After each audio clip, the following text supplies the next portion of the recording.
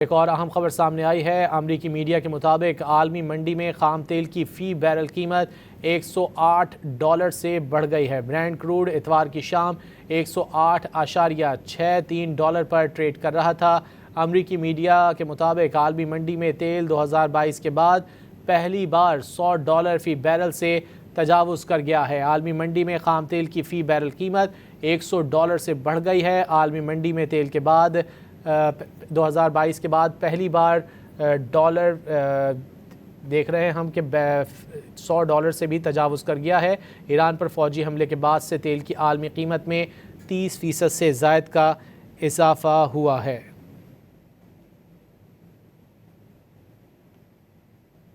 امریکی میڈیا کے مطابق عالمی منڈی میں خام تیل کی فی بیرل قیمت $108 تک جا پہنچی ہے۔ برینٹ کروڈ $108.63 پر ٹریڈ کر رہا ہے۔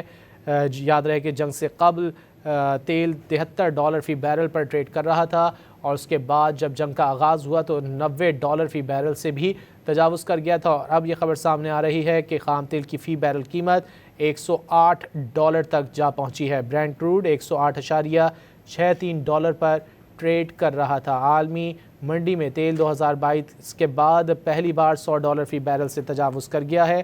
عالمی منڈی میں خام تیل کی فی بیرل قیمت $100 سے بڑھ گئی ہے۔ عالمی منڈی میں تیل 2022 کے بعد پہلی بار $100 فی بیرل سے تجاوز کر گیا ہے۔ ایران پر فوجی حملے کے بعد سے تیل کی عالمی قیمت میں 30% سے زائد کا اضافہ ریکارڈ کیا گیا ہے۔